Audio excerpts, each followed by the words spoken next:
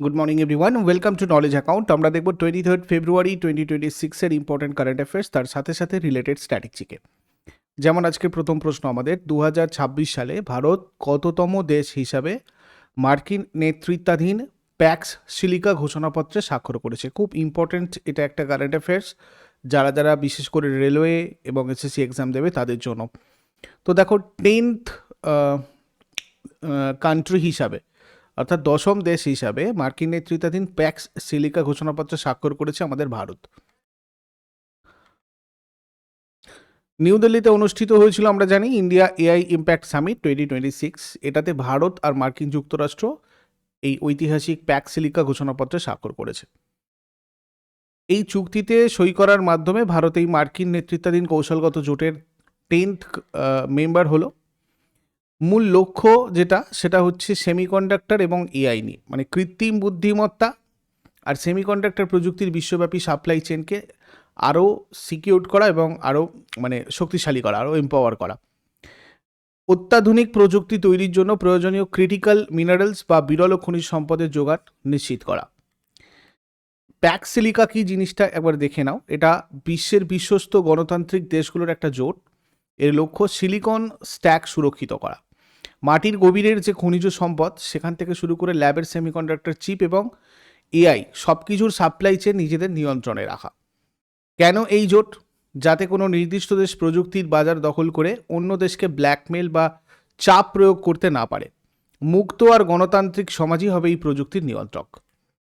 আচ্ছা, পরের প্রশ্নে যাবার আগে সবাইকে জানিয়ে রাখি, নলেজ অ্যাকাউন্ট অফিসিয়াল অ্যাপে তোমাদের মান্থলি কারেন্ট অ্যাফেয়ার্সের A4 সাইজের পিডিএফগুলো অ্যাভেলেবেল রয়েছে। তোমরা মান্থলি যারা ওখান থেকে নিয়ে প্রিন্ট করে পড়াশোনা করতে চাও নিতে পারো। আর ইবুক সেকশানে তোমরা পাবে, আর শুধু ইয়ারলিটা তোমাদের কোর্স সেকশানে রয়েছে উইথ টেস্ট সিরিজ। এছাড়া অন্যান্য টেস্ট সিরিজও রয়েছে সেন্ট্রাল এবং স্টেট গভর্নমেন্টের কম্পিটিটিভ এক্সামের প্রিপারেশনের জন্য। বিভিন্ন প্রিভিয়াস ইয়ার কোয়েশ্চেন্স বা জিকে সেট বা ফুল লেন্থ মক টেস্ট এবং এক্সাম স্পেসিফিক, সাবজেক্ট স্পেসিফিক তোমাদের ব্যাচেসও রয়েছে, যে ব্যাচগুলোতে তোমাদের সেন্ট্রাল এবং স্টেট গভর্নমেন্টের প্রায় প্রত্যেকটা পরীক্ষারই প্রস্তুতি এখানে ব্যাচ চলছে বা প্রস্তুতি করানো হচ্ছে। তো তোমাদের কার কোনটা প্রয়োজন, বা যদি কারোর কোনো প্রয়োজন থাকে কনসাল্ট করতে চাও, সেক্ষেত্রে এই নাম্বারে তোমরা হোয়াটসঅ্যাপ অথবা কল করে আমাদের সাথে যুক্ত হতে পারো। আচ্ছা, চলে আসবো সেকেন্ড কোয়েশ্চেনে। দেখো, 2026 সালের ফেব্রুয়ারিতে এফসিআই কোন সংস্থার সাথে চাল সরবরাহের চুক্তি স্বাক্ষর করেছে? ওয়ার্ল্ড ফুড প্রোগ্রামের সাথে চাল সরবরাহের চুক্তি স্বাক্ষর করেছে। ফুড কর্পোরেশন অফ ইন্ডিয়া, যেটা ministry of consumer affairs, food and public ডিস্ট্রিবিউশনের অধীনে কাজ করে, ওয়ার্ল্ড ফুড প্রোগ্রামের সাথে গ্লোবাল হাঙ্গার রিলিফের জন্য চাল সরবরাহের একটা সমঝোতা স্মারক স্বাক্ষর করেছে। এই মেমোরান্ডাম অফ আন্ডারস্ট্যান্ডিংয়ের মূল যে বিষয় যেগুলো রয়েছে সেগুলো হচ্ছে, প্রথমত বিশ্বব্যাপী ক্ষুধা নিরসনে মানবিক সহায়তার জন্য চাল সরবরাহ, এই উদ্দেশ্যে হচ্ছে আর কি। 2 লক্ষ মেট্রিক টন চাল টোটাল সরবরাহ করা হবে 17 ফেব্রুয়ারি 2026 থেকে 5 বছর। প্রতি কুইন্টাল 2,800 টাকা, 31 মার্চ 2026 পর্যন্ত এই ভ্যালু থাকবে। 2026 সালে ভারত কোন দেশের সাথে অফশোর উইন্ড টাস্ক ফোর্স চালু করেছে?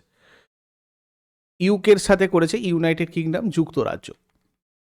18 ফেব্রুয়ারি 2026 তারিখে ভারতের কেন্দ্রীয় মন্ত্রী প্রহ্লাদ যোশী এবং যুক্তরাজ্যের উপপ্রধানমন্ত্রী ডেভিড ল্যামি দিল্লিতে যৌথভাবে India UK offshore wind task force এর চতুর্থ ভারত ইউকে এনার্জি ডায়ালগ স্টার্ট করেছে। ভারতের সমুদ্র উপকূলে বায়ু বিদ্যুৎ প্রকল্পের কাজ দ্রুত সম্পন্ন করা এবং 2035 সালের ভিশন পূর্ণ করা, এটাই লক্ষ্য মেনলি। এরপর ভারত আর তার ডিজিলকার পাইলট প্রজেক্টের জন্য সম্প্রতি কোন দেশের সাথে চুক্তি করেছে? ভারত তার ডিজিলকার পাইলট প্রকল্পের জন্য কেনিয়ার সাথে রিসেন্টলি একটা চুক্তি স্বাক্ষর করলো।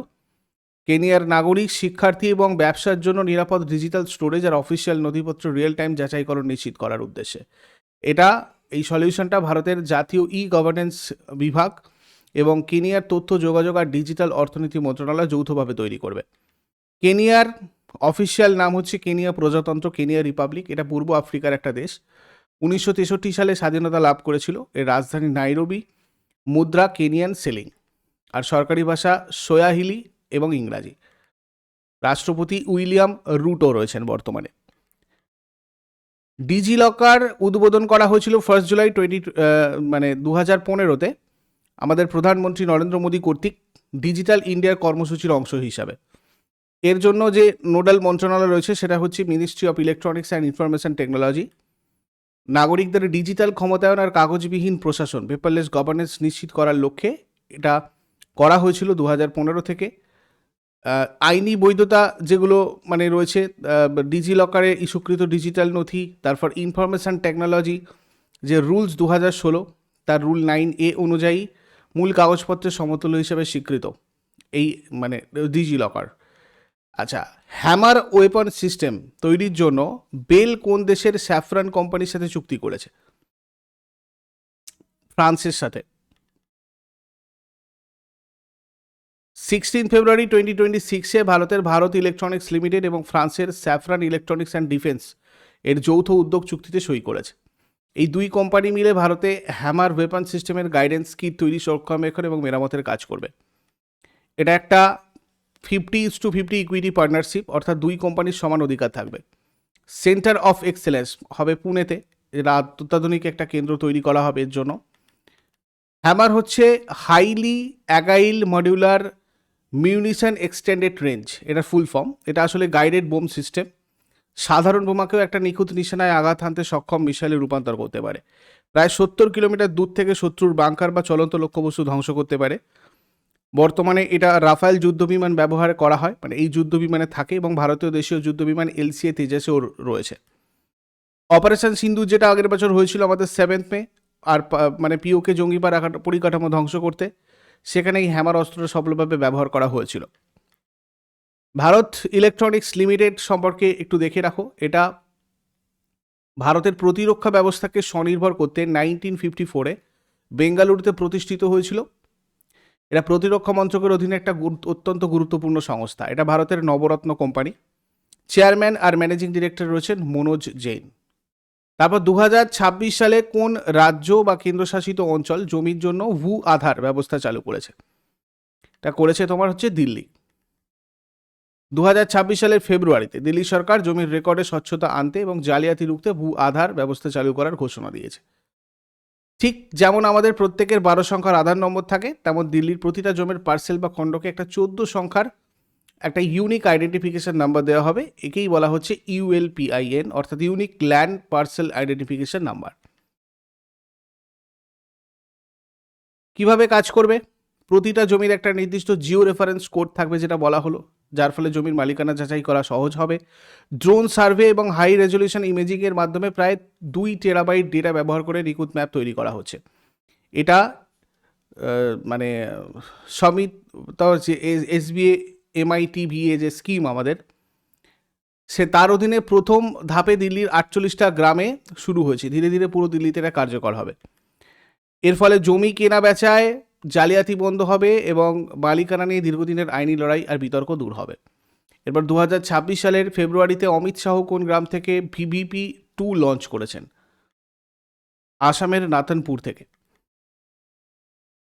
এটা আসামের কাছাড় জেলার নাথনপুর, সেখান থেকে ইনি ভাইব্রেন্ট ভিলেজ প্রোগ্রাম 2 VVP2 এর সূচনা করেছেন।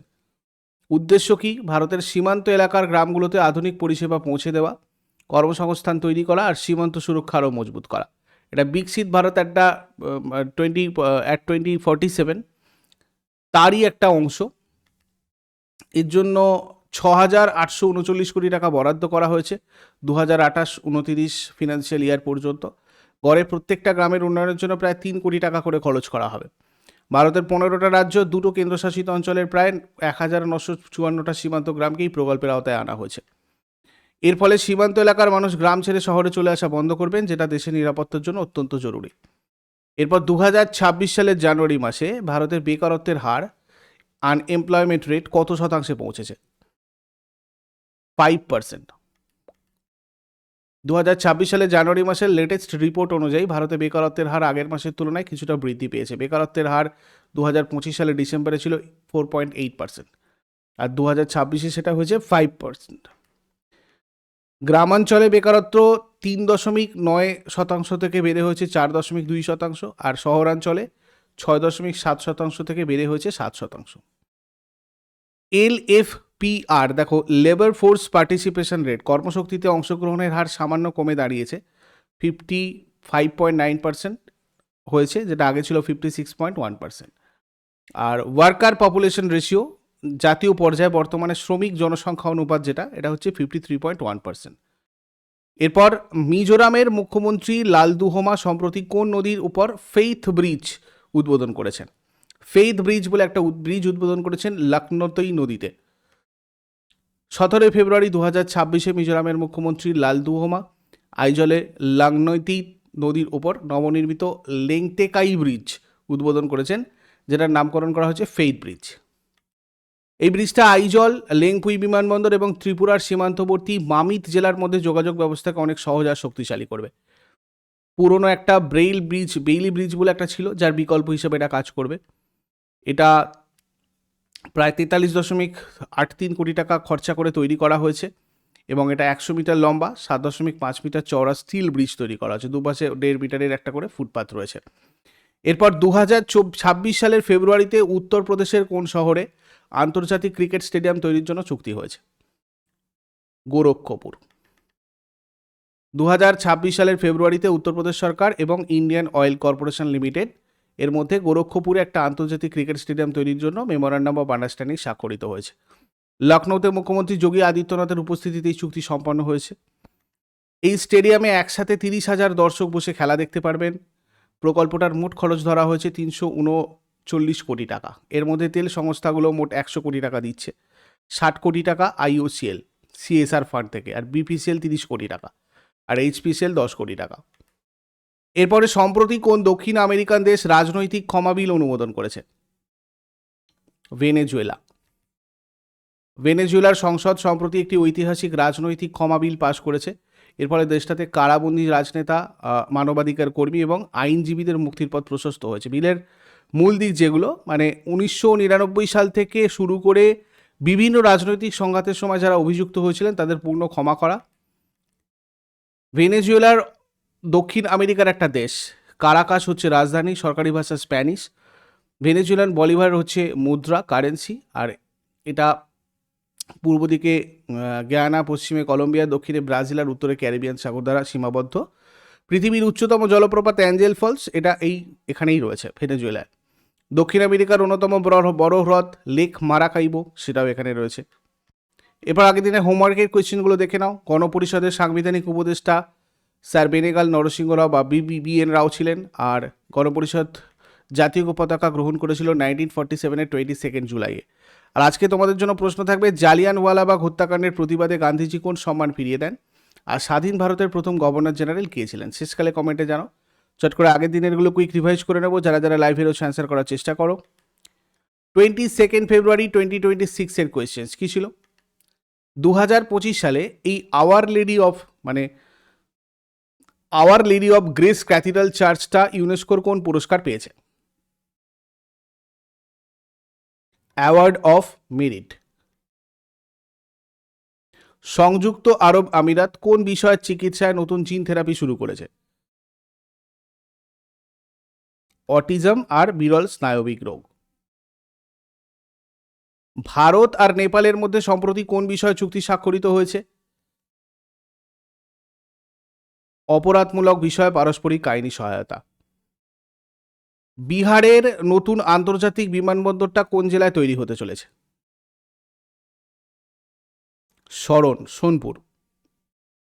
লেখক মণিশঙ্কর মুখোপাধ্যায় কোন ছদ্মনামে সবচেয়ে বেশি পরিচিত ছিলেন? শঙ্কর। ইউরোপীয় ইউনিয়ন তাদের প্রথম ইউরোপীয় লিগ্যাল গেটওয়ে অফিস কোন শহরে চালু করেছে? নয়াদিল্লি। আসামের মুখ্যমন্ত্রী সম্প্রতি কোন পোর্টালটি লঞ্চ করেছেন যেটা শিক্ষকদের সরকারিকরণের সাথে যুক্ত? প্রভিন্সিয়ালাইজেশন ম্যানেজমেন্ট সিস্টেম, PMS। 2026 সালের জানুয়ারিতে ভারতের পাইকারি মূল্যস্ফীতি বা মুদ্রাস্ফীতি কত শতাংশে পৌঁছেছে? হোলসেল প্রাইস ইন্ডেক্স যেটাকে বলা হয়, 1.81%। বিহারের কোন জেলায় শেষ সশস্ত্র মাওবাদী নেতার আত্মসমর্পণের পর রাজ্যটিকে নক্সাল মুক্ত ঘোষণা করা হয়েছে? মুঙ্গের। আইআইটি বোম্বে কোন আন্তর্জাতিক বিশ্ববিদ্যালয়ের সাথে এআই ম্যানুফ্যাকচারিং সেন্টার তৈরির জন্য চুক্তি করেছে? Colombia university. আইআইটি মাদ্রাজ তাদের প্রথম অ্যাপ্লাইড এআই ইনোভেশন সেন্টার কোথায় স্থাপন করতে চলেছে? দুবাই। ভারতীয় সেনাবাহিনী সম্প্রতি কোন স্টার্টআপ সংস্থার সাথে কার্বন ফেব্রিক সরবরাহের জন্য চুক্তি করেছে? অগ্নিবাস্ত্র। তো এগুলো ছিল আগের দিনের কোয়েশ্চেন্স। ইউজফুল বলে মনে হলে অবশ্যই লাইক করো, বন্ধুদের সাথে শেয়ার করো, কমেন্ট করে তোমাদের মতামত জানাও। আর প্রতিদিন সকাল 6টার সময় ডেলি কারেন্ট অ্যাফেয়ার্সের আপডেটের জন্য নলেজ অ্যাকাউন্টকে সাবস্ক্রাইব করে বেল আইকন প্রেস করে অলে ক্লিক করে রাখো। Thank you so much, take care, have a great day.